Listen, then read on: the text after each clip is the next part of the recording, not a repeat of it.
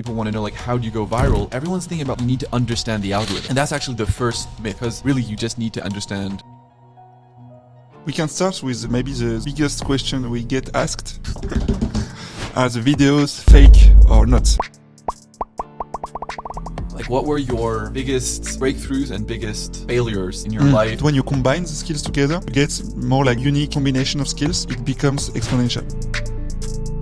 And the upside, if it works, can be like 200 million views.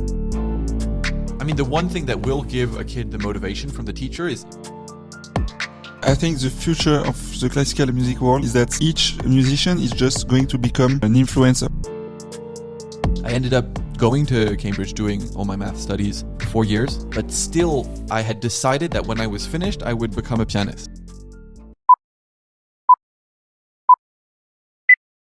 We can start with maybe the biggest question we get asked. Okay, you want to start straight with this? Yeah. Okay. Let's what everybody wanted to ask for like 2 years and never got an answer, never got an actual answer in the comments of the videos. So what is the question? The question is, are the videos fake or not? Spoiler, like, yes, some parts of it is definitely fake, but it's important to say, like, not all of it. Yeah.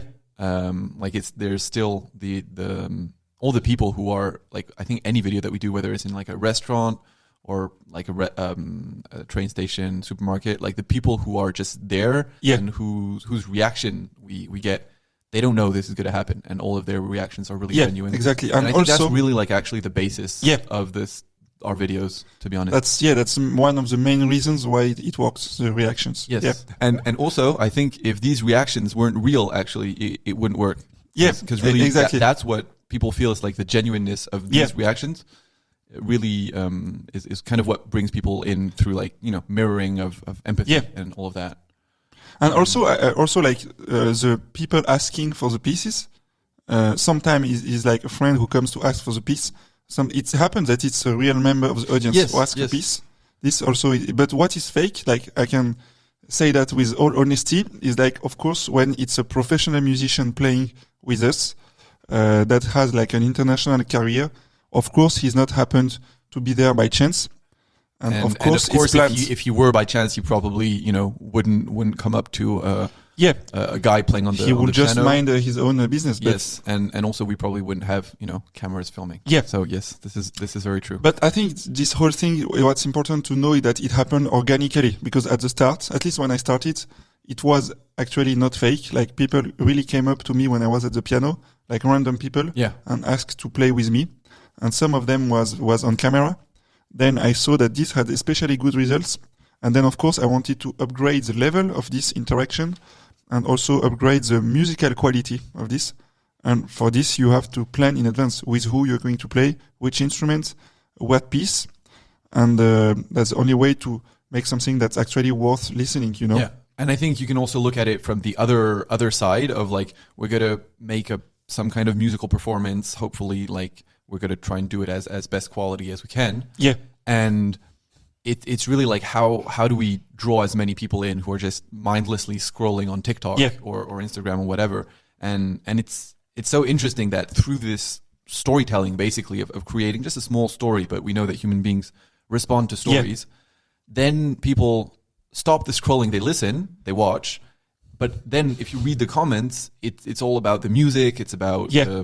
So it's like you need to bring them in through like a human story, but then they're really it's like kind of clickbait, but clickbait that's true. I saw that in a video about Mr. Beast, like a video of Hormozy talking about Mr. Beast. Okay, and he said like he said like, what's the biggest advice Mr. Beast told him, and that was actually make clickbait titles. And Hormozy was like, no, but I don't want to make that.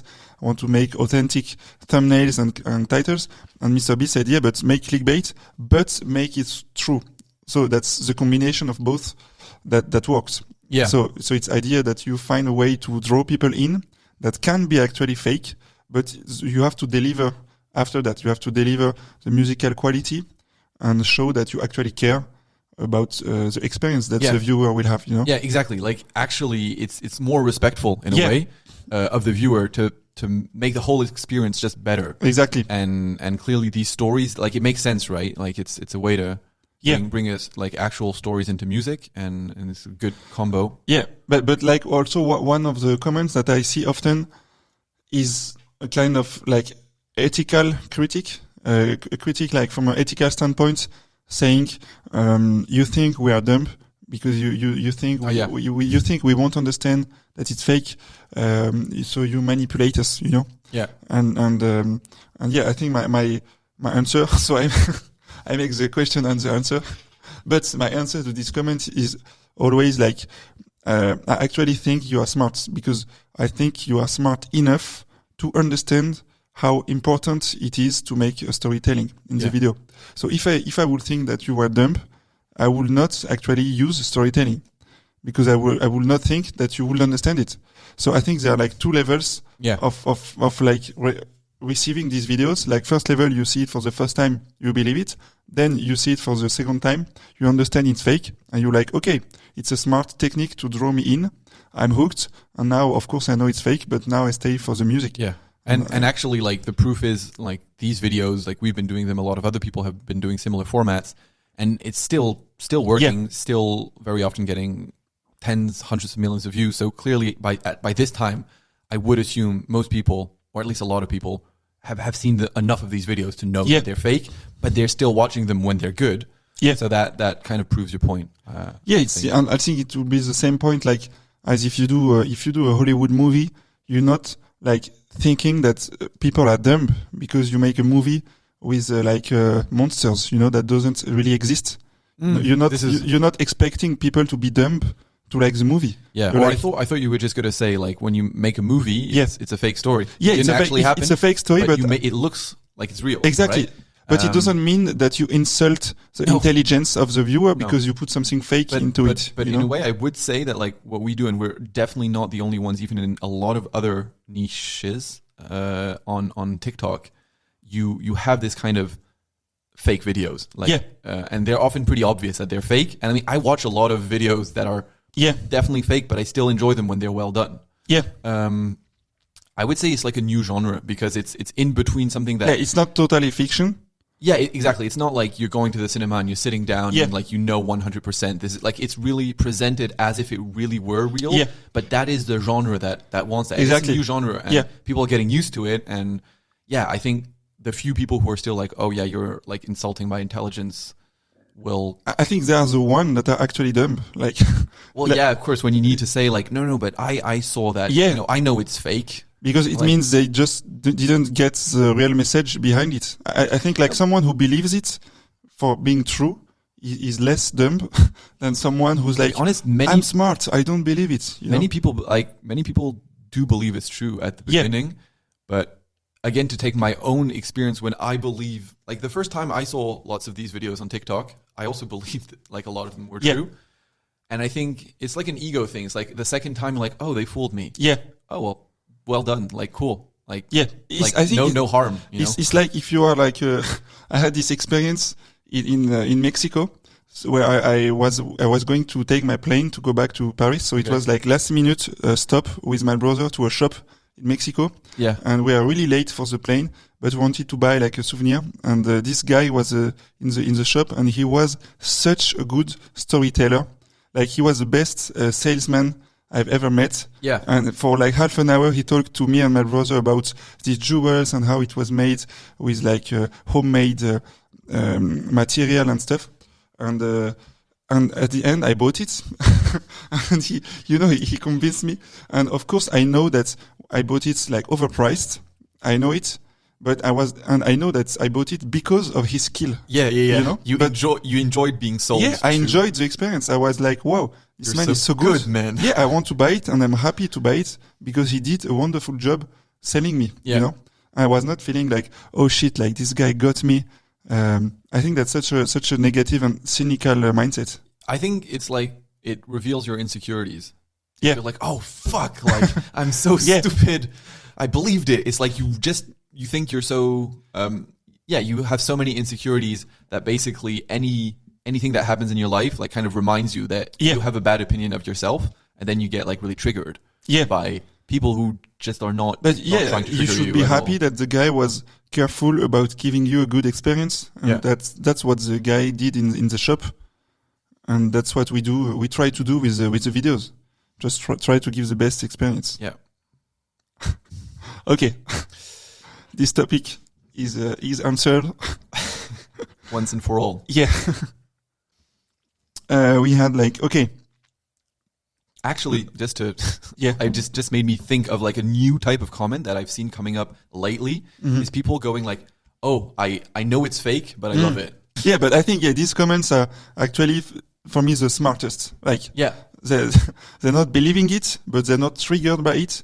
They have this meta kind of view, and they have this putain, j'ai oublié l'expression. Bird's eye view. No? Yeah, exactly. Okay. Bref. Yes. Okay. So we had the myth, most common myth about how to go viral, and how to gain subscribers. Yes. So we actually started answering what's not a myth. Yeah. Which is storytelling is definitely one. So we should debunk a few myths. Okay, yeah. Let's start with the myths. What's not true? Oh, people that ask you in DMs some question or advice. Yeah. And it shows what wrong belief they have, even in the way they ask the question. Yeah. Like for example, they ask you what time should I post? Mm-hmm. They're like, oh, I know you. I think you know the algorithm very well. Can you tell me, in your opinion, what's the best time for posting? Yeah. So what do you think about it? I think the best time for posting is 2 p.m. Yeah, I was going to say 2:30. Yeah, but 2:15 is ideal. It depends but if it's a Friday. It's still okay. Yeah. What time zone? Okay, so we can tell the truth now. Yeah. So it doesn't matter.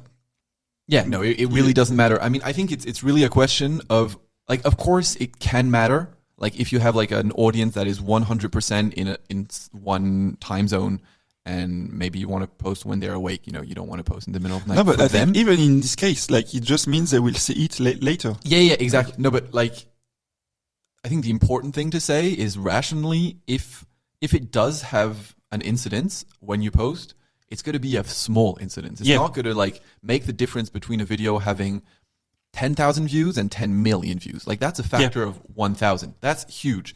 And it's just impossible that timing has an influence on that, I think it's I mean, if that were true, it would mean the algorithms are really, really shit. Exactly. They are not able to tell what people really want to see. I think, people who asking these questions. The first thing to debunk, really, is when people want to know, how do you go viral? Everyone's thinking about, you need to understand the algorithm. Yeah. And that's actually the first myth, because really you just need to understand human beings, which is really, really difficult, but at least it's the right question. Because it comes down to just understanding that the algorithm is efficient. I think that's it. People think that they can game and they can play on some inefficiencies of the algorithm, and they can beat the algorithm. I think people don't think that far often. But effectively, that's if you have from a starting point, you have the idea that it's efficient. It means you cannot trick the algorithm. Well, yeah, but I think it's more the thought process is more people realize that ultimately it is the algorithm deciding whether to show your video or not. Yeah, that's true. And I think most people don't go further as to think, what are the factors? What is what makes the algorithm decide that it's going to show the video to some people? Yeah.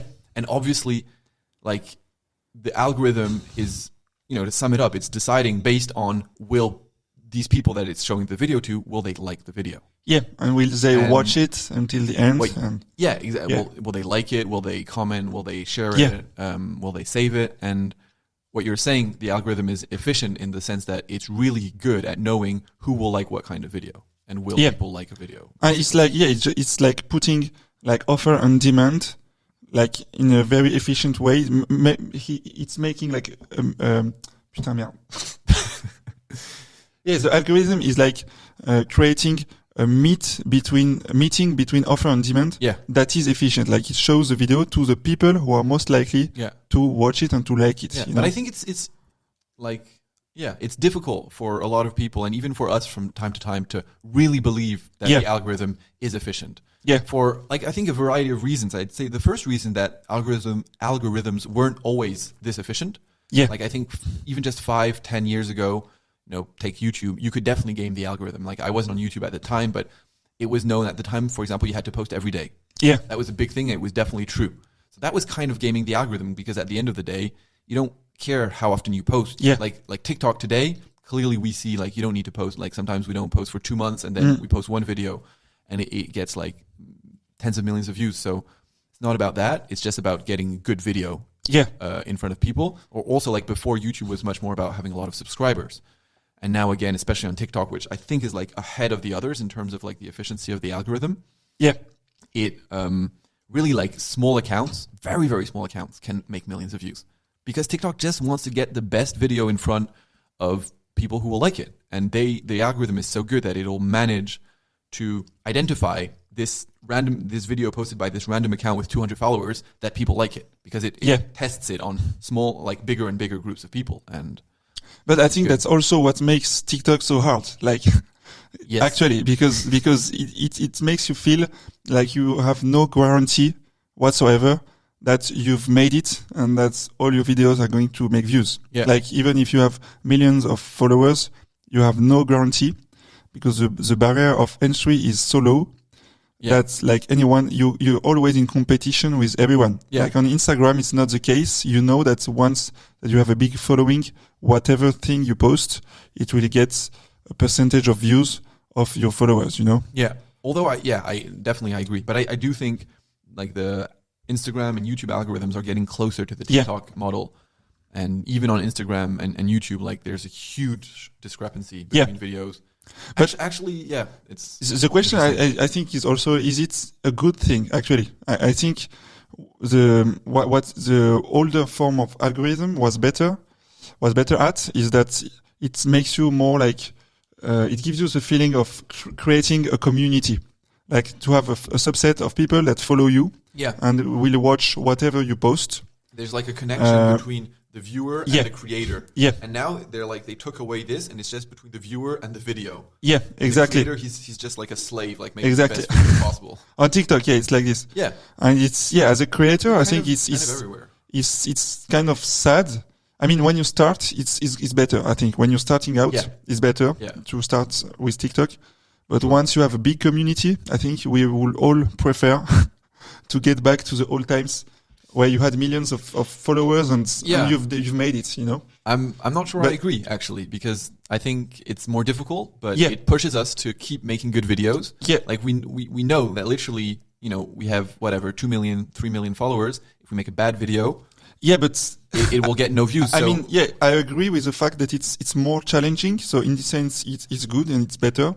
But what I want to say is that it's worse in the sense that it forces you to be always aligned with what your audience wants. So you can take less risks as a creator. And so you can't kind of like create new things. It's more difficult. There's more friction to kind of it's take like risks. If you see it as like being an artist versus being a businessman. Yeah. Like it forces you to be a businessman all the time. Yeah, all the time. Like you're not like, okay, for now I'm going to do this video because I like it and because I put my soul into it. Yeah. I don't actually care if it's optimal for retention or not. I'm just going to give it to my followers.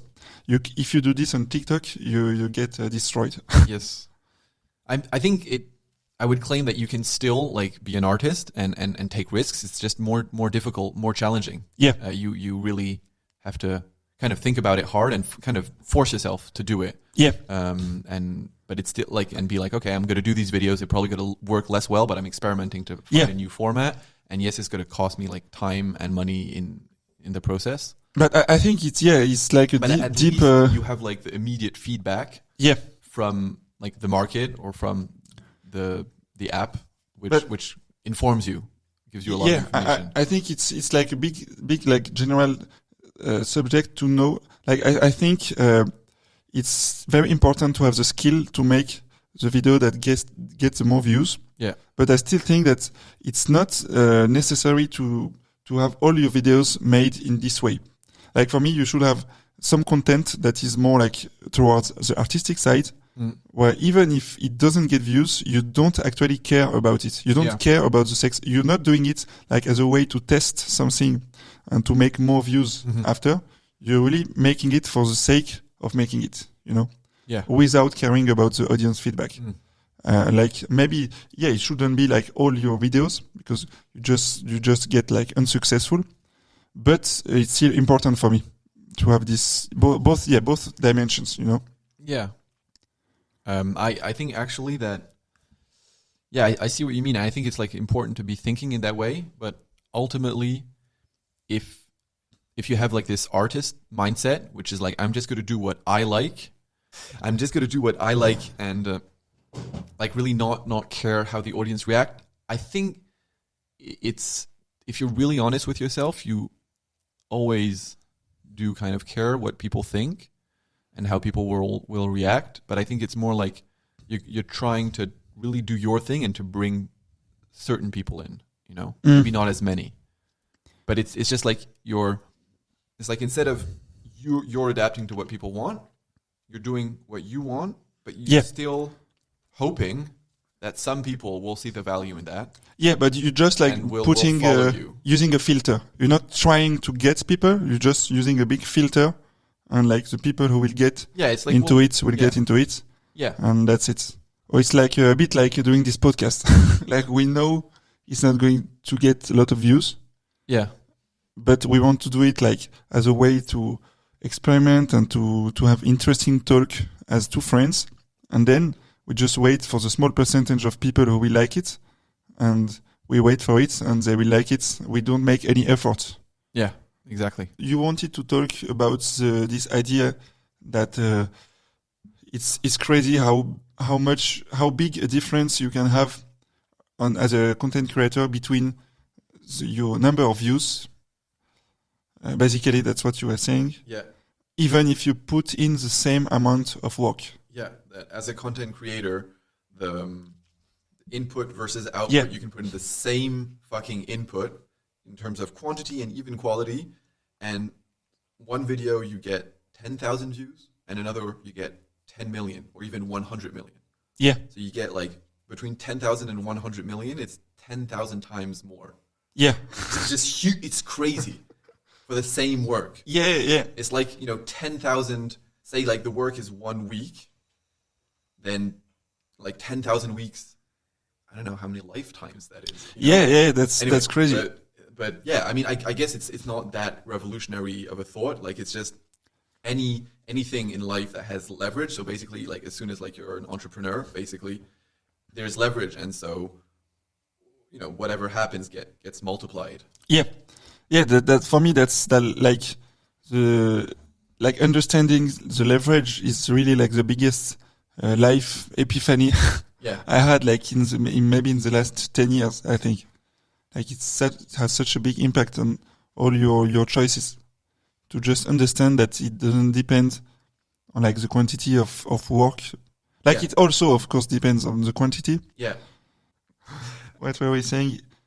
Yeah, you were saying like this leverage thing when it doesn't work. So when you make a video that doesn't get views, you really feel it in your soul, in your body.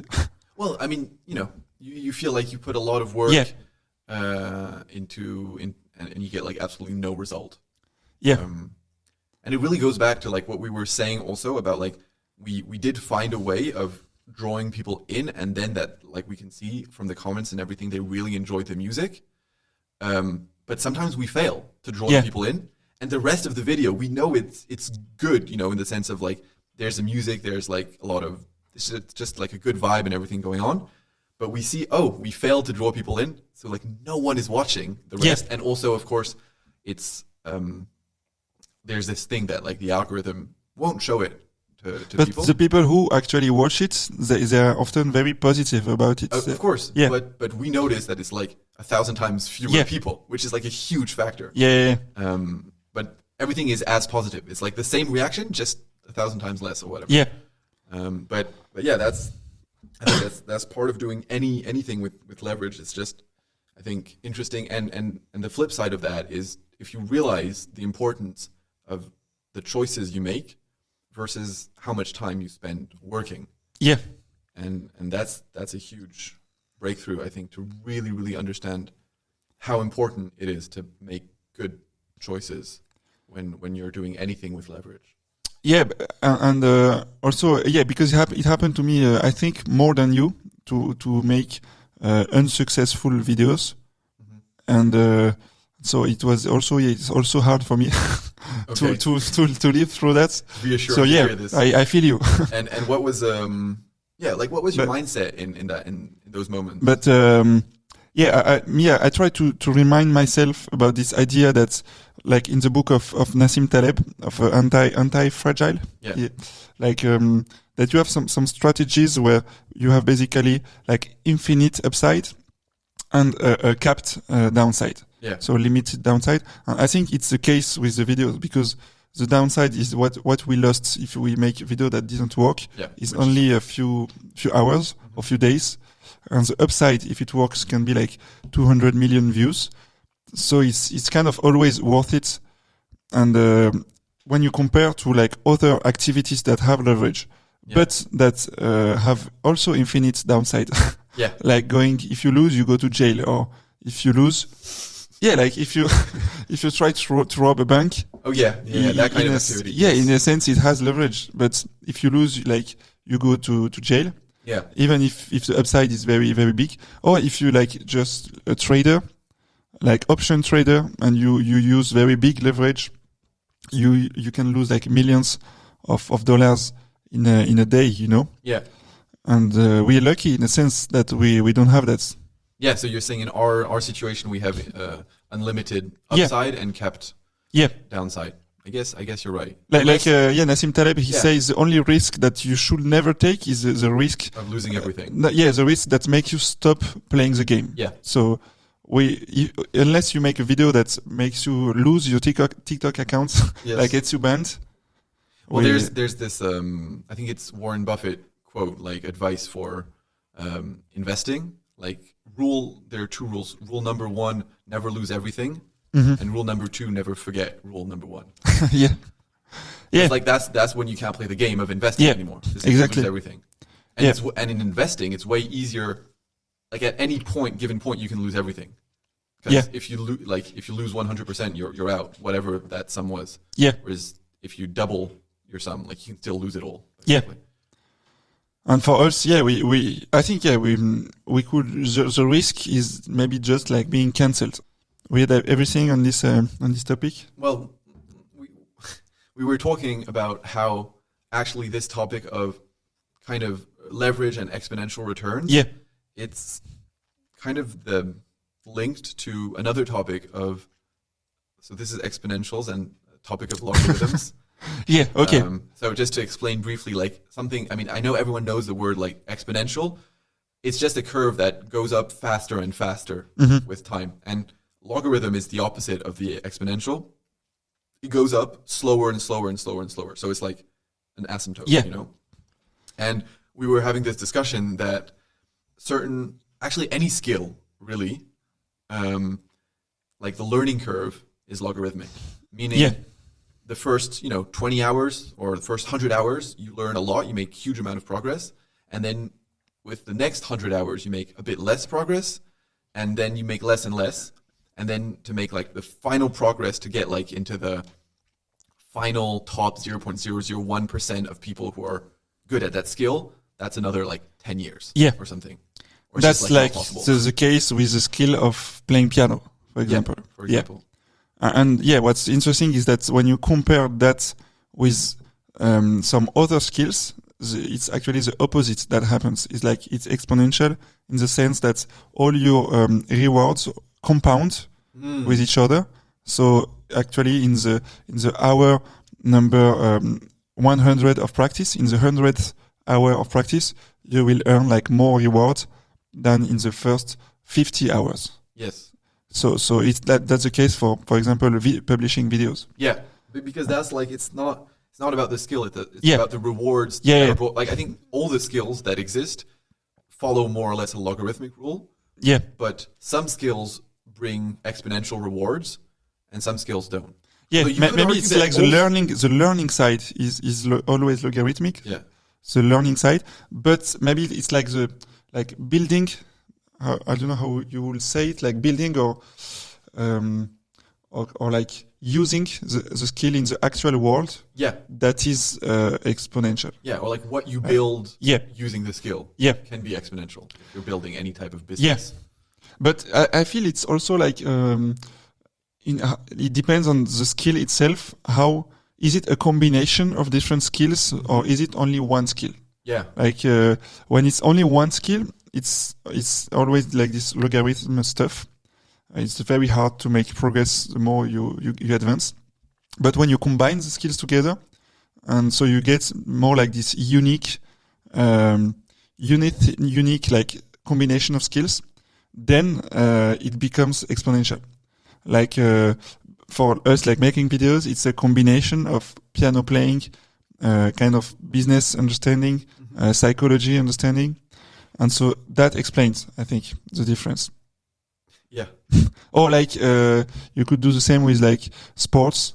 If one guy is just trying to get better at boxing, after like 100 hours or like after 10 years, it will get very, very hard to progress even for the smallest bit. But if he's doing like a combination of boxing and some other skills, like for example, boxing and like business, or like Jake Paul is doing, like combining influencing and being a content creator with boxing, then he gets exponential returns. Yeah. Well, I mean, for sure, because like when you combine things, you're suddenly bypassing, like first of all, you're bypassing everyone who isn't combining them. Yeah. Which is like most people who are really good at one or the other aren't combining those two skills. Yeah. And also you're giving yourself the opportunity to have like a different kind of reward. Yeah. Like it depends what kind of reward we're talking about. Yeah. But like if we're talking about like monetary, financial reward, then obviously whatever your skill is, if it's boxing, music, magician, I don't know, if you combine it with business, then you're going to have more rewards. Yeah. And conversely, like if you're like, oh, I want to do business, I want to do a business, I want to become rich. If you have zero other skills apart from just wanting to do business, it's going to be like much more difficult than if you're like, oh, I'm going to like use this one skill or learn this one skill and combine it with my desire and my motivation to do business. So it's about like which skills you combine, because if you can combine like music and boxing, you can be very good, but like what kind of rewards are you going to get? I don't know. I think it's also because when you combine, you compete into like a new market. Yeah. Where like in this new market, you actually create it, and there are like a lot of different ways to win. But when you are only in one skill, there is only one way to win. So like there is much more competition, and it's much harder to win. Like if you are trying to just run the fastest ever, like 100 meters, there is only one way to win. That is just to run faster. So it will be much harder to win. Ça va le micro? Ouais, ça. Okay. Yes. On this topic, we had you wanted to say about it was connected to like this decision making. Yeah.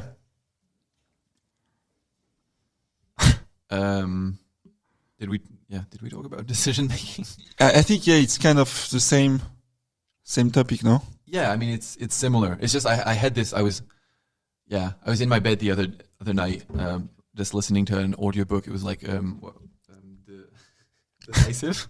Yeah. I never remember like the titles of the books or the names of the people who wrote them, by Dan Heath. Okay. And it's about like taking good decisions, and it's really, really awesome book. And I was suddenly like, fuck, everything in life is a decision. Like both at the macro level and the micro level. So it was like tomorrow when I get up, like the content of my work. So say I'm like editing a video by definition, it's a decision, like decision after decision. So these are like at the micro level decisions. And then obviously at the macro level, it's what we talked about, like for anyone actually, not just for people who are being entrepreneurs, but like, macro level big decisions like who are your friends going to be? Who are you going to marry? What is your job going to be? And these are actually decisions that we don't even take, right? Like who's decided which friends they wanted to have?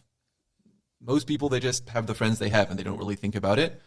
And actually, I think we should be more careful about all of these decisions, and we should actively try and, have the right friends for us, have obviously like the right partner and the right job.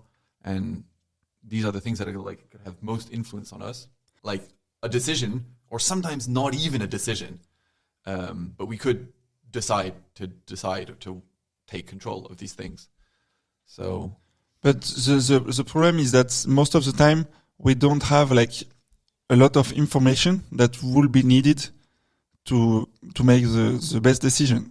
So like it's uncertainty, and that's when it's hard. But like I saw. But I think if we accept that it's important and we should use all the information that we do have.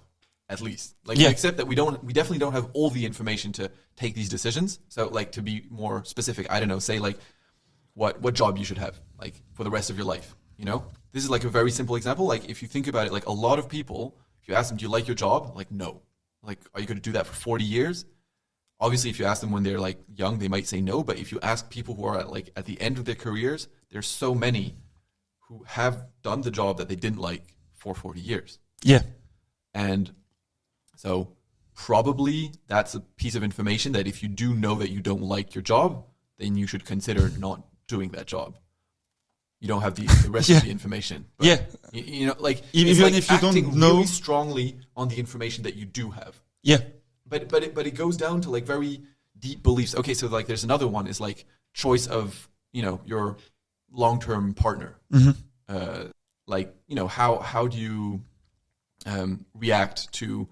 Do you consider that this person really has to be like the best possible choice in terms of all factors, like that you really have a great communication, you're really attracted to them, you really click, you get along on all possible levels, or are you ready to compromise? Are you like, oh yeah, like I kind of like her or him or whatever, but there's this problem, and like when people tell you, they're like, but it's huge problems, like I'm not so attracted to them, or like they're annoying, they don't understand me, they don't like respect so much what I do, but it doesn't matter. And I think just these, like deciding that you're not, for example, going to compromise on these things, if you make that decision with yourself, then you can quite easily get that information. Yeah, you do know, but it's just you don't admit it to yourself when you're in situation because you're scared, because or also like you have to accept or to decide despite not having like enough information. Exactly. Like you have just that little bit of information, but you don't have all the other information by definition. I think I saw somewhere like it was like the actual difference between choosing and deciding. Like you choose between two options when you can compare the two options and you have all the information, then you make a choice. Okay. And when you don't have the information, that's when you make a decision. Like you don't actually know, but you just decide. You mean like a choice is when you know what the different options are? Yeah, and which one is the best? Yeah. And the decision you don't know, but you have to take a decision. Yeah. So and that's, but I don't remember who said it, but it was like a business guy, and he was like, it's actually the definition of being an entrepreneur is taking a decision, and not only choices, but decisions like admitting you don't know what's best, but you pretend it is actually the best choice, even if you don't know. Yes. And that's also how you lead, like convince people around you to join your team. Yeah. And even if you don't actually know, you convince them. You can't know. Yeah. And it's also like a self-fulfilling prophecy. Yeah. Because if you're convincing, then it'll have more chances of working out. It's a whole thing of like being a politician, Yeah. Why, should the president always say that things are going to work out? Or because people complain that like politicians are not honest. They're like, yeah, you're never saying that it's a dire crisis. Yeah. You're saying it's going to be okay. But at the same time, them saying that it's going to be okay is motivating people, like all the citizens, to act differently, to be more positive, and therefore will have an effect and actually make things better. Yes, it's like part of the job. Yeah, or like it's part of the job to not be like completely cynically. It's like fake it until you make it. Yes, we can talk about like some more personal topics.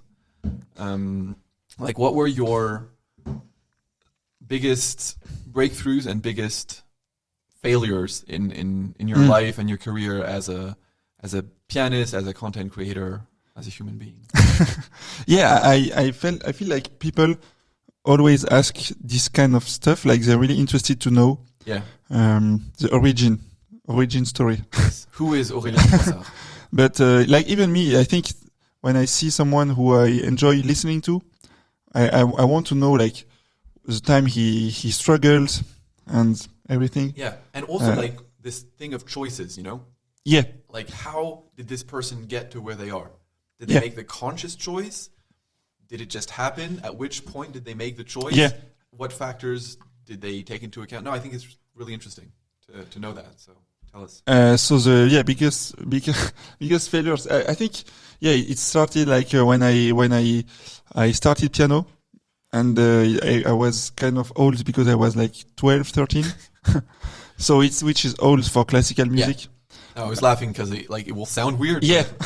But yeah, like for classical music, starting at 12 or 13 and actually wanting to be like a top professional is almost unheard of, to be honest. It's old and but yeah, it was like my first failure because then I went to the music school in my street, and they said no, you're too old to even start. Like and you what? Like when you were 12? I was 13. Like 13, you suddenly realized this is what you want to do. I want to be a pianist. Yeah. So the story is I watched this movie called The Blues Brothers. Okay. I don't know if you know it. I've heard of it. I haven't seen it. Actually. Yeah, very very awesome movie. Okay.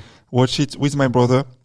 And there were like these two brothers doing crazy stuff in the movie, like driving cars and doing like crazy stunts, jumping over a bridge with a car. But these two guys are musicians, and the whole movie is like them trying to form a band.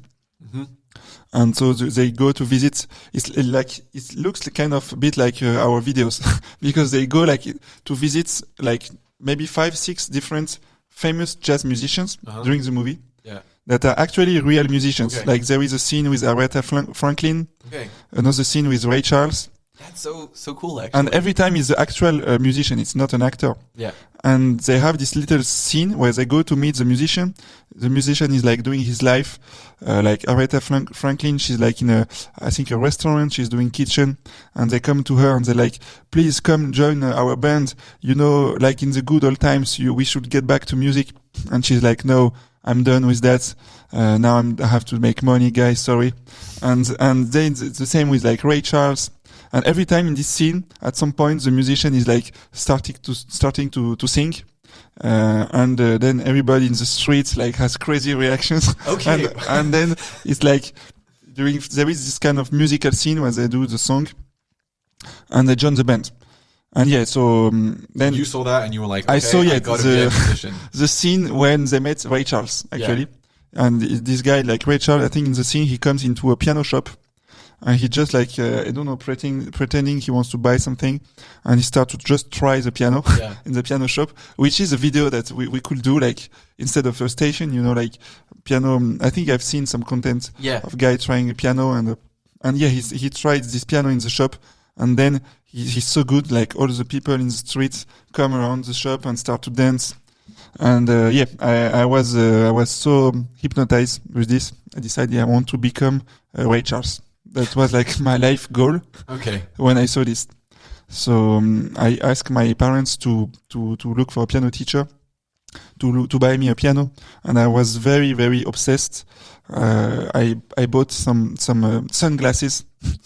And I put them, and I went to do like 3 notes on my piano, like really not even a piece, but I was like, yeah, listen to me, come listen to me, look what I can do, and just put the glasses and pretend I'm a Ray Charles, you know, my first concert in front of my parents. Nice. And yeah, so that's how I had this passion. And then, in the conservatory of my streets, they said it's too late. Because at 13, you're supposed to be like kind of, not advanced, but kind of good. Like you're supposed to know a bit of piano. Maybe have like 5-6 years. And I was a beginner. So yeah, it was first failure. And, it's motivated me actually. After I went to meet this very awesome teacher, and he said, okay, maybe I can teach you even if you cannot go in the conservatory. I can give you private lessons. Okay. And maybe in 6 months you can enter the official class. So it was very nice of him. But during this first interview, like in his home, he told me like, but I have to tell you, it will not be possible to enter the National Conservatory and to become a professional. Yeah. And this was like actually before you even started piano. No, I had already like 1 year of lessons, of like private lessons. And yeah, so this was like second time, like big stop, you know? Yeah. And yeah, I think it's good to share that because people, I think sometimes they don't, I don't know what's the matter, but maybe they're not motivated enough. Like if someone tells you cannot do it or you're too late. Yeah. If you really want to do it, you should be able to do it.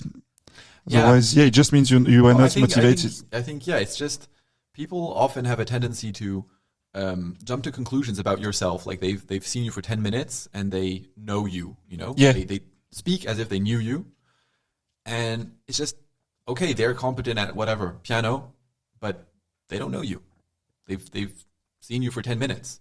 You've been with yourself for your whole life. So I think one should all like work to try to know oneself and therefore not like listen to everyone, but take into account that they could be wrong because they don't know it so much. And also like just see, does it match my perception of myself? Like that is trying to be kind of objective. I mean, obviously like it's difficult to do that when you're 13, but yeah, but I also think at 13, you know, if you're taught to do that, I think it's like trust your own judgment of yourself. Doesn't mean that you're always right. Actually, you're always wrong because like you're always going to like develop a better judgment and everything. But it's just a good starting point. It makes you less, because the truth is people don't know what the fuck they're talking about. And one person will tell you one thing and another person will tell you like the opposite. And if you listen to people too much, then you just don't know and you're just letting yourself kind of float, really. But in a way, I think now that it's actually good that he told me it's not possible at your age. Yeah. But it's not like just because it was motivating, but I think it's kind of his job, like as a professional, you know, to say that. Yeah. It's like, and it's my job as an aspiring pianist to not listen to him. Yeah. But it shouldn't mean that he shouldn't say it. You know, I think it's like for the parents, like the parents' job is to actually encourage you to follow a traditional job, traditional career. And their mission is to minimize risk for you. Like but it shouldn't mean that you have to listen to them. But I think you shouldn't like be resentful for them to try to just fulfill their like parents' mission. And like it's also the same like a piano teacher mission to just say, okay, this age, this level, okay, not possible. Yeah, that's it. Yeah, the parent thing is really deep. Yeah. Like, we could try to get into that, but I don't know if we should. I don't know if I will still believe that when I will have kids.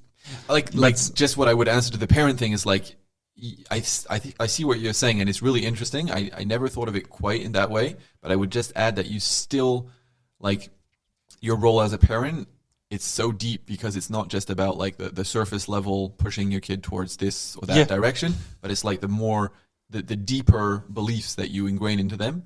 So like with what you're saying, I guess I agree that if at the same time you tell them to not listen to you, ultimately, you know what I mean? Like that. But that you can't, like, it's obviously not like don't listen to me, but it's like, you know, you work on developing their sense of, you know, their critical thinking. And autonomy. Capabilities from a very young age, which is definitely possible. You don't put them in a kind of like child thing, like, you know, you're wrong, I'm right, and just do whatever you said and listen to adults blindly.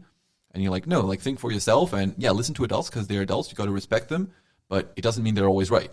Yeah. And then if you teach your kid that, then they'll naturally just stop listening to you in a good way, I guess. But it's still pretty, I don't know if I would be able to play the role if I truly believe that my kid shouldn't go into like a conventional area. Like, you know what I mean? Like, I don't see myself wishing something for my kid that I didn't wish for myself. Yeah.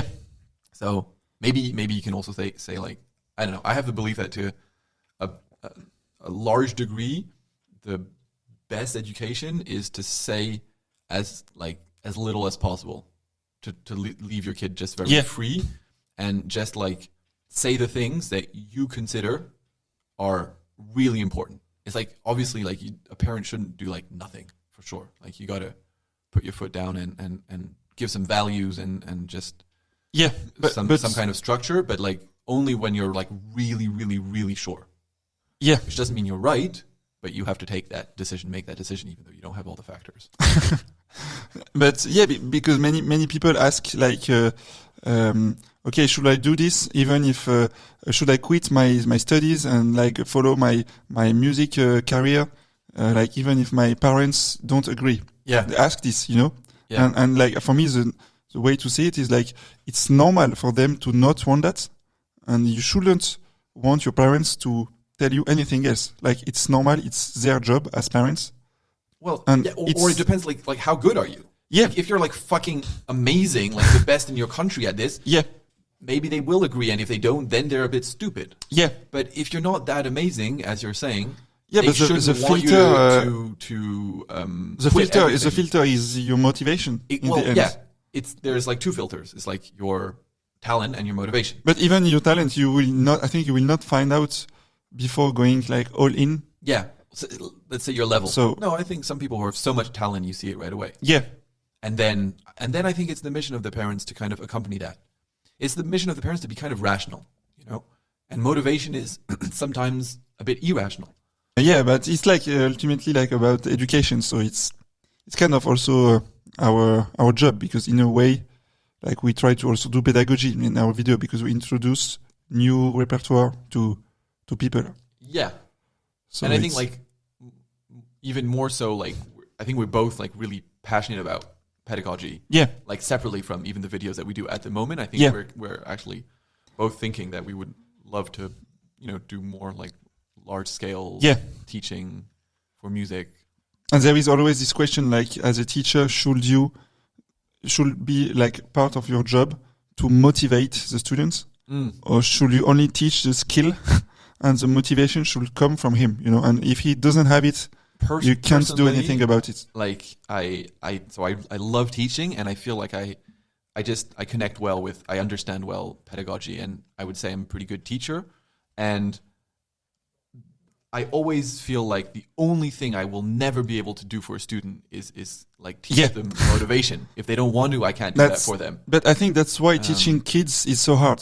Like, it is. I did it for a while. So fucking hard. Yeah, me too. But it's so hard. Yeah, because like you're expected. This is like a huge thing that I think about sometimes. Like, you have like this role, you know, whatever, that you have to teach this person or this kid, and they don't really want to. And you're like, what? Do I continue? Do I stop? Because you're supposed to not just teach them, but to actually motivate them. Yeah, but I think there's something very deep there, and that's why every time, like, I'm really, really passionate about education, and like, I would love to found a school one day. And every time I think about education, I end up at the conclusion that you need a kind of general education structure so that you can deal with all the levels. Mm-hmm. Basically, okay, if a kid, like, if you're at the surface level, like, you just see a kid 1 hour a week to give them a piano lesson, you just don't have any control. Because if they're motivated and their parents like make them practice and everything, or they just practice on their own, great. But if they not motivated, the parents are not helping, you can't really do anything. But if you have control on like the whole education structure, then you can do a lot of things. Because you can kind of, you know, tell the kids, like, listen, like, you don't have to do this or that, like, but whatever, like, what do you want to do? Okay, you want to do this thing, but then do it properly, or like whatever. Like, you can kind of be a bit smarter in the kind of meta level. Yeah. And find ways for, like, just let kids maybe a bit more explore what they're really interested in. And also I I'm definitely a believer in like, forcing kids to do a certain amount of things to sometimes. But again, like you can only force them if you actually have control. Yeah. And you can do it in a good way, in a fair way. Like you have to do this, but it's not like irrational, and the kid will ultimately understand why they're being like pushed to do whatever, like learn how to read or learn basic arithmetic or. But yeah, I think it's like in the future, my vision is that like it's going to be like different jobs. Like it's not going to be one person who is a piano teacher who is in charge of motivation and giving skill. For me, the motivation part is going to be outsourced because of like content, like we do, for example. Yeah. Like content creation, and the people, even not only a child, but everybody, like going to watch some videos or going to consume a content that makes them motivated. Yeah. And then they're going to want to learn and to already have this motivation. And some guy just is going to give them the skills, but it doesn't need to be the same person. Like it's like in my story, like what gave me the motivation was actually the movie. Yeah. And then of course I had very good teachers, but in a sense I already had the motivation by myself, Yeah. I mean, the one thing that will give a kid the motivation from the teacher is if the teacher is himself or herself passionate about the subject, which is a huge thing. Exactly. Like that's the most you can do. Like you love the thing, hopefully you teach it well. Yeah. And if that's not enough to motivate the kid, then there's not much more you can do. Yeah. But yeah, no, you're right. Like, of course, it's kind of separate. I guess I just often dream of like, taking care of like all the different like creating this ultimate education. But it's really interesting, and I think things are changing for education. Like maybe for kids, it's really tough because by definition, kids like need to be told what to do to a certain extent. But I think already today, education is changing so much with YouTube and stuff. Yeah. Like, university versus not going to the university. Not going to university. That's like actually a big debate that we didn't decide we were going to talk about today. But I think it's actually really, really interesting. I mean, it's more so in the States because they have to pay, the university there.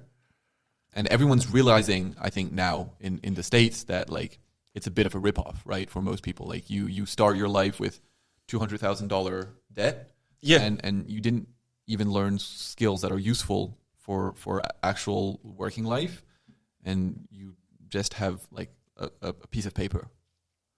But it depends on the skills, because like as much as I am very, very like open to like all these transformations, and like I'm ready to say that almost everything is going to be disrupted.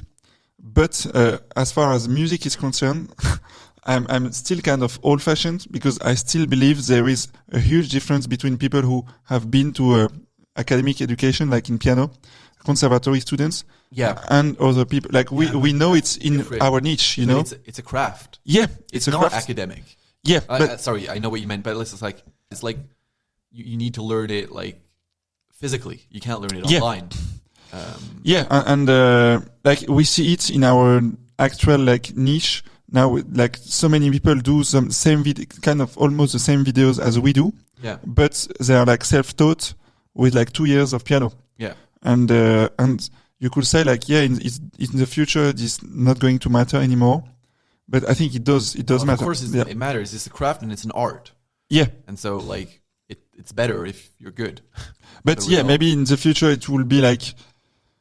Maybe the conservatory like could be disrupted, and it could be just like hopefully private teachers, Yeah, private teachers or private schools. Yeah, but I think what matters is also the competitive side of like music studies. Yeah, but I think actually conservatories they're bad at teaching generally. Like they're not very efficient. Yeah, but I mean, in the options that exist in the current world, it's the best. They are still the best. They're the best. Like in what exists, Yeah, but it could very well be that they're like very, very suboptimal. Yeah, even though they're the best. And if you're talking about competition, maybe you can make schools that are way more efficient. Yeah, but I think the problem with that is funding, because it's really, really difficult to find a business model that works. Yeah. First of all, for education in general, and for education of classical music, it's tough. Yeah, and even if people like start to learn classical piano, only with YouTube videos and stuff, or even if they find some very, very good teachers online, they will not have this competitive side of like being surrounded with other very good pianists. Yeah, no, you need a school. I think you need a physical school. The thing is, say, like, if you and me, if we want to start a piano school tomorrow, like, can you imagine how much it costs? Like, we need building, like, the current schools, they have, like, beautiful buildings in the center of, like, the capitals of Paris or London or something. And all that is possible because basically it's government money. But this brings us to the debate that we were going to have last time and we didn't have the time. And we almost forgot to have it this time. So it's exactly what we were talking about. The question is kind of like, so we're doing these new kinds of videos. It's really recent. More and more people are like joining, and it's obviously having a huge impact, just from like the number of views. And yeah, like we're like classical musicians. We're bringing some some very top classical musicians in our videos. And the question is, what is like the future of this in terms of like for the classical music world? How much do you think this new format, like, is it compatible with the current world? How much is it gonna disrupt it? Like, is it completely different, or is it actually the same thing? Is it the future of the classical music world? Yeah, I think the future of the classical music world, what's going to happen is that each musician is just going to become an influencer. Each musician is going to have to find his own way to reach an audience. Yeah. So in the end, it's going to be like how many views he has, how many followers he has, and like all the big names that are today in classical music that don't have an audience online, or even that are not really famous, and still continue to have a lot of concerts and a lot of opportunities. I think we're going to see less and less of that. Like I think in maybe 30 years from now, it's going to be very efficient in the sense that the people having the biggest concerts are also going to be the people having the biggest audiences.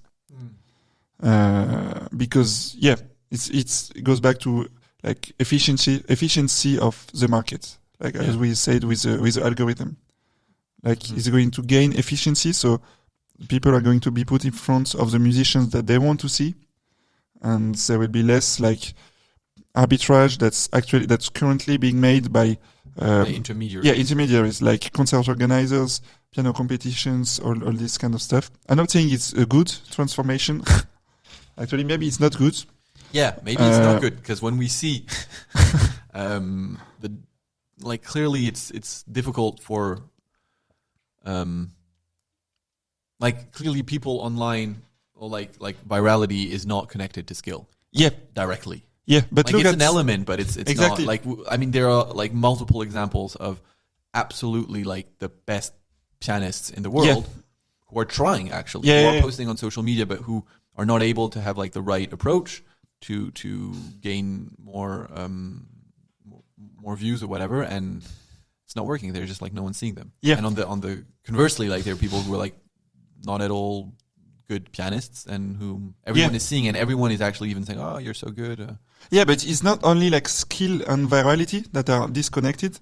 It's also like just virality and real life opportunities, like real life career. Well, also, what I mean? You were just making the claim that virality and real life careers will be more correlated. Yeah, I think that's one of the biggest, because right now in pop music, for example, that's the case. I think like the people in pop music that have the biggest concerts or biggest rappers are also the people who make the most views in their niche.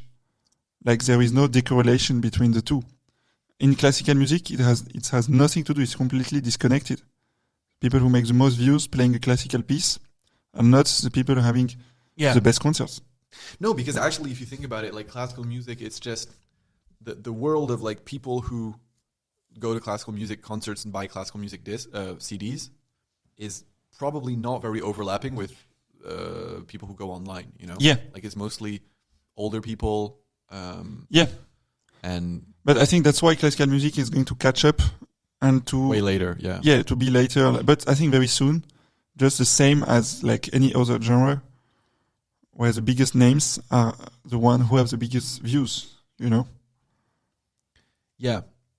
Well, but there's like a counter argument to that which is that like, is the market share of classical music going to continue to be 3% of the world, or is it going to go up? Because like when I say the market share is like the people who actually will go to like a classical music concert. Because this is what's crazy with like the videos that we're doing, is that sometimes clearly it's becoming mainstream, like classical music. But also like, are all those people who like watched one of these videos that we made with classical music, will they all go to like a classical music concert? Because like looking at 1 minute video on TikTok, which has classical music and a funny story, and actually going to the concert, it's still not at all the same commitment. And so like maybe we have like the biggest following of just in general, and we're also classical musicians, but is that connected with the people who actually go to classical music concerts? Yeah, I think it's a funnel. Ultimately, like it's going to be just always like a smaller percentage. Yeah, that converts to a concert. If you're assuming that like everyone is online. Yeah, because for the moment I don't think so. Yeah, exactly. But I think that's what I assume. Over 50% of people who go to classical concerts today are probably not on Instagram. Yeah. So that's actually a huge. But yeah, I mean, definitely you're also right that hopefully we are creating somewhat of a new audience for classical music. Yeah. If we're able to also propose concerts that are like less old-fashioned, less scary in terms of like the kind of the dress code or whatever. Like people are like so scared of these things. But I think like what's funny, like tell me what you think, because if we accept the claim that in the future, so virality is going to be connected with like having the biggest career, if we accept this, like in the future, it can be either way. Like either the biggest names of the classical music world are going to have like huge accounts and huge online audience. So like the guy who is today like with only 10,000 followers, who is the best pianist, like the same in 30 years from now, this same guy will have like the biggest account. So it's either like they go towards like our direction, or it's the other way around. It's more like the guys who have the biggest accounts who also naturally start to also have like real life opportunities, concert, and go towards the old world. I think you see what I mean? Yeah. I think it will be a mix of the two, actually. Yeah. Because if you look at Instagram, a lot of people with a lot of followers, it's because they were already famous in the old world, if you will, and people just go and follow them. Like football players or even big stars from pop, whatever. They didn't create content that made them viral on Instagram. They maybe not viral at all, actually. They just have a name, and then people are following them there. And then that becomes like a communication platform and the place to do all their PR and communicate with their fans. So to answer what you're saying, it's like, well, if all the classical music fans actually are on Instagram in 20 years, they will all search Daniil Trifonov and just go and follow him. And he doesn't need to because he's already famous for them. And he won't have 2 million followers or whatever, but he'll have like all the people who, but also it's this thing of like, he'll have maybe 200, 300, but 1,000, but they know him. They've been to his concerts. And but the thing is, how will they know him? If we suppose in 30 years from now that the old world doesn't exist anymore, like how will they know someone except through seeing some TikTok of him? Or how will people know like the Daniil Trifonov from who will be? Yeah, exactly. I don't mean like the actual Trifonov. But well, I meant the actual Trifonov. Okay. He's young today, so like in 20 years he'll be 50. Yeah. And we already know him. Yeah. But so one who's 20 we can take like years, if you want like next generation, like 60 years from now. Yeah. I don't know. It's too much maths. Yeah. Because for me it's kind of, it's not easy for even like the big names of the future. Yeah. They have to do like the path to go through towards us, like towards virality. It's not guaranteed that they succeed at it. But the same way for us, like it's not guaranteed that we succeed if like tomorrow we have like big opportunity like to play in Carnegie Hall, Yeah. Well, so in both directions, but it's not really easy. Yeah. But I mean, at the end of the day, it's a question of like offer and demand. Like the demand of people who want to go to classical music concerts, is it for like ultimate skill, technical skill, or is it for a show or something in between? Yeah, or just like for seeing the people that you've been watching the videos also, like from 2 years. So you could claim maybe skill will go down. Yeah, I think that's one of the risks. But it's actually really interesting to see, will it really go down? Or will ultimately people still be, again, it comes down to this thing of like, are people stupid? And I don't think people are stupid. And it's just like different people want different things, but like the group of people who want to see like the best classical musicians in the world, they will find them. And even if, in 30 years, the new Daniel Trifonov is only publishing content like no storytelling, nothing, like just him playing, some people will find him. That's like I like this. You could claim like we're just gonna like make the audience wider. There'll be new people who have come thanks to the storytelling, and who didn't used to go to classical music, and who obviously also will be sensitive to the skill, as everyone is. But they will the core niche. Yeah, you think we can still stay alive despite like all these informations? I mean, people will always find a way to get what they want, especially if we're assuming that like the global market, like the overall market becomes more efficient. Yeah, it means people there's less friction between like the offer and the demand, and definitely like I think like the hardcore fans of classical music, they know what they want. But yeah, even then, like there's like still media and classical music, and there's still like at the end of the day, like there's a lot of, you can influence people's taste through trend and it's trendy storytelling and and like there's like the group of people who dislike Lang Lang because it's cool to dislike Lang Lang because he's too what's the word, too mainstream, and obviously he is mainstream, so like actually there's like way more people who really love him and know him than like people who dislike him. I used to be part of this group of people. Yeah, me too. Yeah. Don't dislike Lang Lang just because your friends dislike him. Like, make an informed choice. Ok. Pas mal, non, comme débat? Bah ouais. Débat réel, quoi. Ouais. Genre, on se pose vraiment la question. So yeah, you asked me to share about my struggles and my failures when I started piano. Yeah. How it motivated me. And I'm curious to know like your origin story. Like you never really told me. So which part, like how with the piano, and did you have like the same kind of like problems, of obstacles in the way when you started piano? Because I know you didn't start as late, but you had like some other problem because you did some other studies and got back to it later. Yeah. Okay. So like my honest story is less flashy, less sexy than yours, Okay. But it's real, and I think it's also inspiring just because it's real, and at the end of the day, probably a lot of stories are like not good enough for a book, but that's how things work. Yeah. So, like in my case, I originally, like, my uncle's a violinist, and when I was 3, I saw a concert of my uncle's, and I told my mom I wanted to play the violin, and we waited a bit because I was like really young, and when I was like 5, she signed me up for some violin classes, and for some reason she also signed me up for piano at the same time. I have no clue why. And so I just started doing piano and violin, and I actually started with this method called Suzuki method. It's a Japanese method where you learn just by ear, so you don't learn to read the notes. And anyway, I started with that, and I guess I just had a better piano teacher than violin teacher, or I was just more, I just liked piano more. So eventually, like, I got more into piano, and I changed teacher. I had a bit more, I don't know, like my parents were like semi pushy.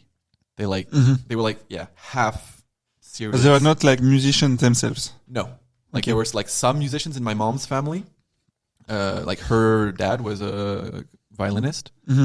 And yeah, it was funny. It was like in between like the cliche of the parents who are like super pushy and like, you know, make you practice 6 hours a day, and those who like don't care at all. Like my mom cared, but not, I don't know. She wasn't going to make me practice that much.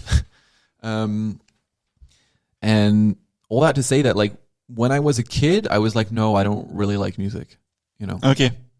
Even though I think I liked it, which is really weird and stupid. Because it's like I didn't realize, just because this thing of like when you're a kid, if you're told to do something, then you don't want to do it. So I wanted to be a football player. Okay. And this they didn't like so much. They were trying to be open, but they didn't like so much. So this I really wanted to do, you know? And I really like, I was so serious about it. Like if I'd been that serious about piano as I was about, like I would go and practice playing football, soccer for Americans. Yeah, it's crazy. And so like my whole, I still practiced like half seriously from between like, I'd say like 7 and 12, 13. Because I didn't go to school. So like my whole story. I was homeschooled at that time. Is it already from 7? Yeah. I started by not going to school. Okay. And I went to school later when I was like 13. So I was doing almost nothing. I wasn't doing school things that much. So I had time. I did a bit of piano. I did like an hour and a half a day or something. An hour and a half. Which when you're young, I mean, obviously it's not like... It's good actually. Yeah, it's okay. Yeah. It's okay. It's like not, you know, it's not the 6 hours or whatever. Yeah. But it's okay. But I didn't really have the motivation. And then when I went to school, it was even worse. So when you were getting into piano, I was like stopping really. Yeah. From 13 to 18, I must have practiced like half an hour a week. Which is really unfortunate because like later on I really, so anyway, I was, you know, just being a normal adolescent having like interests, but I wasn't like super driven by like a single thing. I was just like, you know, living. And when I was 17, I was in my last year of high school, and that's like when people are like, so what do you want to do later? And you're like, okay, I can't avoid this question anymore. I need to make a choice. And so I definitely thought, no, I don't want to really be a musician later. It's just something I'm doing like this. So what can I do? And I kind at this time, like how was your level of like piano playing? Like what piece were you playing, for example? It's a good question. It was like this in between level, which like depending on the context, you're either the best or you're the worst. So for my middle school, I was really one of the best. You mean like middle school, like college? Yeah, but like with no musician people. No, there was musician people. Okay, it was like a program with musicians. Okay, but like not like in Paris, you know, like in the suburbs. So it wasn't like the best of the best, and so with like special schedule with only lesson on the morning. Yeah. Okay, and I was like among the best at my instrument in that context. And now that I look back, of course, I gained some level of satisfaction, of ego recognition by being the best at something. But I didn't realize that at the time. I didn't realize, you know, it's actually nice to be one of the best of the people around you at the skill. Maybe you should prioritize being really good at some skill. And maybe it could be piano. And maybe you also really love piano, but you don't admit it to yourself. Like all of these things I didn't realize. But for example, what piece, for example, was like, were you playing, just to have an idea? Well, it doesn't mean I was playing them well. Yeah, I know. But I don't know, like standard big repertoire pieces. Like okay. Pathétique Sonata by Beethoven, maybe, or okay. But again, like, you know, you can play these pieces. Yeah. At different levels. But like in terms of like the French thing, like I was at like 16, 17, I was like at the I did like my prix de conservatoire, like CRR de Paris. DEM. Okay. So it's like whatever, finishing like the schooling when you're younger, and I lost track. So you were like getting the question what you want to do later. And so actually I decided that I wanted to do maths and physics later, because I was like, well, got to do something, and like I'm kind of interested in that. So anyway, I decided that I wanted to do that. I decided I would go and study that in England. And then like I was told, you know, it's really difficult to get into this university that you want to go to, so you got to work really hard. So I wanted to go there because like it looked cool, And so I switched on working mode for the first time in my life. And I started working hard in school to get like good grades in my final exam, like baccalaureate, on maths and physics and stuff. And suddenly after a few months, I was like, shit, I really like piano actually. Maybe I would want to be a pianist. And I think it's like just switching on this kind of working and ambition mode. Yeah. For like pretty much the first time in my life, but it was dormant because I'm actually an ambitious person, but I think it was just never really brought out of me because like my parents, they were scared a bit of that. They had this belief that like it's dangerous, if you're too ambitious, like you shouldn't be interested in material success too much in life. It's like very dangerous. And anyway, so suddenly I went from not wanting to do anything to wanting to do two things a lot, which was like maths at Cambridge in England, and also I was like, oh, but actually I really want to be a pianist now. And so I ended up going to Cambridge, doing all my math studies for 4 years, but still from the point that I started, I had decided that when I was finished, I would become a pianist. Okay. Which is very interesting that I thought that you just need to decide, in life for things to happen. And yeah, so that was my plan, and I followed my plan. After the 4 years, you went back and you went to piano. Yeah, after the 4 years, I was like, okay, ciao. Okay, and starting from scratch again, going back to Paris and doing full-time. And at this moment, piano. you were already like past like 22, 23. I was 23. Yeah. And like, when you got back to piano at this moment, you didn't get like any obstacles, like saying now it's too late to come back to piano, or like. For sure, yeah. Or like you're too old for the limitation to enter National Conservatory. I literally was. Yeah. Like the limitation is 21. Yeah. And I hadn't even tried ever because I was doing something else. So I knew that I couldn't even do the entrance exam to that.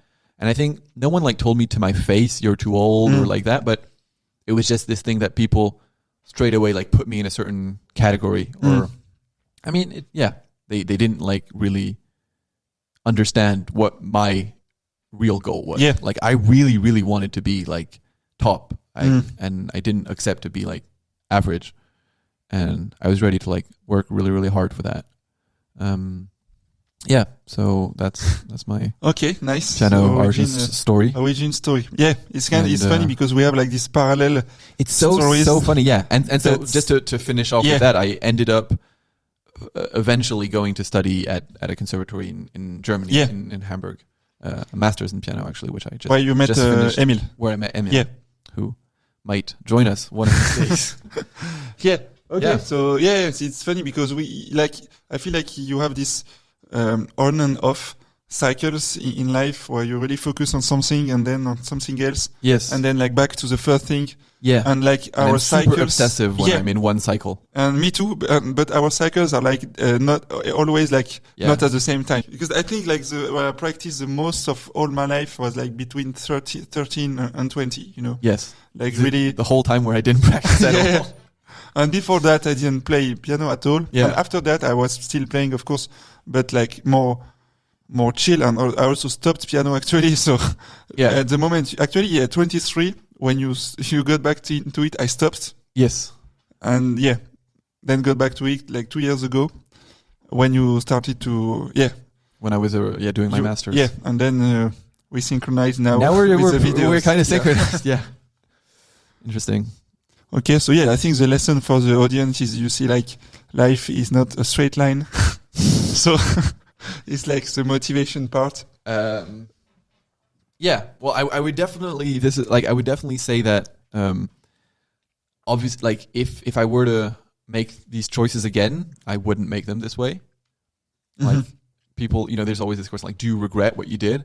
It's like, of course, it's a stupid question because you can't change it, but I do think it's important in order to like not repeat the same mistakes in the future to be like, of course I wouldn't be who I am today if I hadn't made exactly the choices I did make.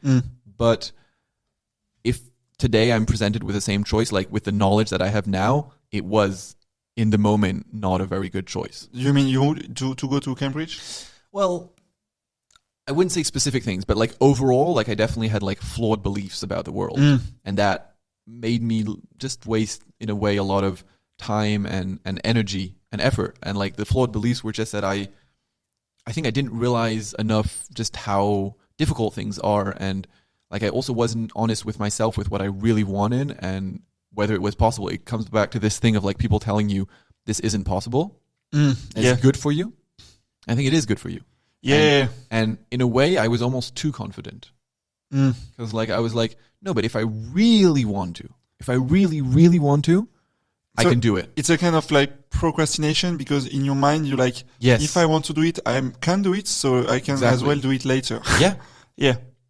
Which is stupid because it's so difficult, like to become a pianist that like, even if I'd gone full on when I was 18, would have been super difficult. Yeah.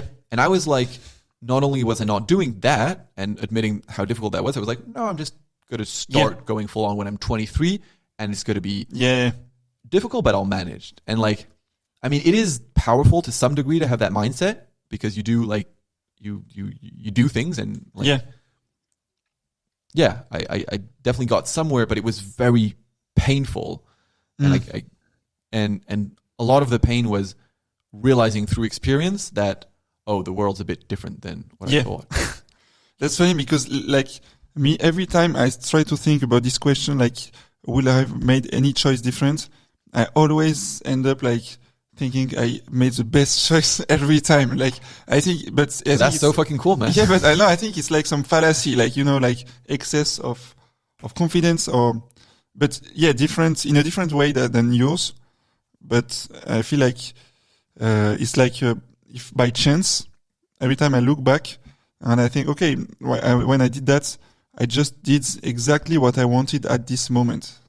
So when I wanted to start piano, I really wanted that, and that's what I did. And when I wanted to stop, I also really wanted to stop. So I followed like my gut instincts. Yeah. In both cases.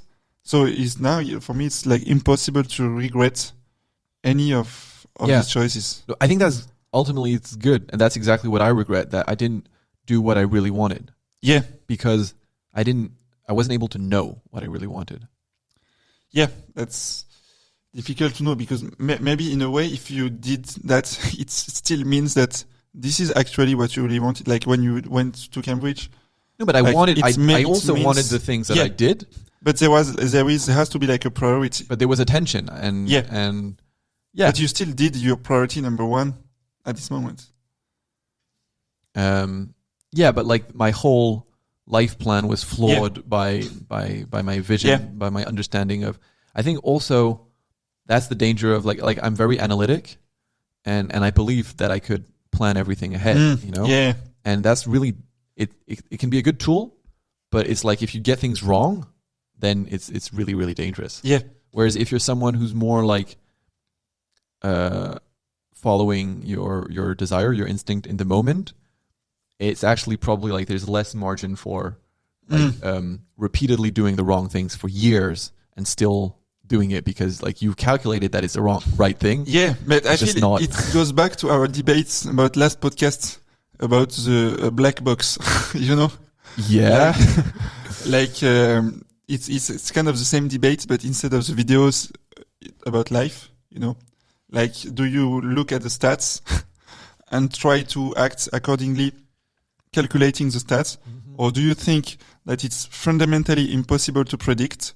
So in the end, go back to your gut instinct, which is kind of my approach. Even in these life choices, like. I think it's the question of like, you always look at stats, but do you look at like just one? So for example, in your case with videos, like obviously you look at the number of views. Yeah. And that informs your choices. Yeah. And it's the thing, it's like in life, like do you look at one piece of information? Like, am I happy? Do I like this? Yeah. Do I feel like I want to do this? That's the only thing I look at and I make a choice based on that. Or do I try to like look at 10 or 20 different factors? Yeah, but I think there is also like the idea for me, like when I think about the future, I'm like, okay, I cannot know what I will want in the future. So I don't try to know it. I cannot know how life will be in the future. So I'm like, the only thing left is just the only information I have, the only stats I have is what I want now. Yeah. So that's but I think that's a great approach. Yeah. But it's like you are following at least one stat. The only one you really know. The piece of evidence that you have like in front of you, that is like here and now. And let's say like everyone has that one. Yeah. But if you're trying to follow too many other ones that are like also very hypothetical, you can forget the main one. Yeah. Yeah. You know, I was thinking like when we have this very deep talks. Yes. It's so different from like the existing, like I think the podcast is something very new because it's created this very big authenticity. Yeah. And it's so different from what exists in the previous world, like television. Yeah. Like, I was in this television stuff, this morning. Oh yeah. You like came back from the south of France today, right? You and it was so interesting because it was like I was diving into this old world. Yeah. Of like how media was made. And you were like, fuck, it still exists. Yeah, it still exists. And also like what's amazing me is how scripted it is. And actually our video are also very scripted. But no. But yeah, it's how scripted it is. Like this vibe is really something difficult to explain. Like for example, our videos are not scripted, man. Sorry, our videos are not scripted. They're like prepared, but they're not scripted. And it's true. If they were, it's a bit like Mr. Beast versus television. But it's like like different from podcast. For example, the journalist, she will ask you a question, and you know as soon as she finishes her question, like she doesn't listen to your answer. Yeah. Like she asks a question and then you start to answer, and after 5 seconds of answer, you feel like this pressure. Like, okay, you feel she wants to move to the next question and she doesn't actually care about what you say. And then she's like, yeah, so this is so cool. And also, and then she goes to... Yeah. Well, because the format on television is never 2 fucking hours just talking, right? It's so condensed.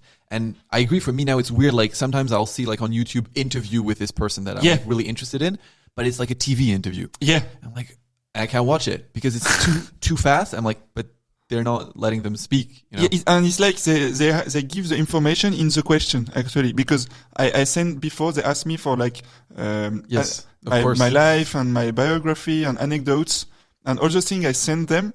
They told it in the question. Yes. And so you have nothing to say because they say like, they say like, so we heard that you did this and this and that. Why did you do this and that and that? And then you start to answer and you're already done. And it feels like they only want you to be there and to just validate the question. Yeah. But they don't expect anything of value to come out from what you say. You know? Or anything new. That's or anything authentic, actually. Yeah. Like it doesn't have to be new. Exactly. It can be lived in the moment. Like you get asked a question. Like we all get asked the same questions in our life. Like you meet a new person. So what do you do? Whatever. You get into a conversation. And it's real, you know, like you've definitely said this already to someone else, but when you're saying it, you're living it, and that's what we call authenticity. Yeah. Yeah, and the guy, like the journalist guy, he had this paper, like reading all the thing I sent to him. Yeah. And it was all written like word by word, and he just read it, but in a very like outgoing way, you know, like he doesn't feel like he's reading it. Okay. And you don't know like why you're here, like why they invite you. Yeah. It's just like to have the image of you standing there. But and also there, after like this guy in this interview, he was also talking with some other people after, like interviewing one guy who was doing something else, and every time it's like 5 minutes interview, and every time like he goes to this new guy and asking about his job, and then so the guy start talking and he's like, okay, that's so cool, and we're going now to meet, and the guy is like in the middle of the sentence, like cuts, and in a way it's weird because we also want like very fast pace for our video on TikTok. Yeah. But it's not the same vibe. Like there is something, you will see it. I'm curious to have your opinion. Yeah. No, it's not the same vibe. But it's also why I think it's one of the reasons why we're doing the podcast, because we're like wanting to do something completely opposite from our TikTok videos, like long form. Yeah. But in a way, like it's the way social media content is organized nowadays.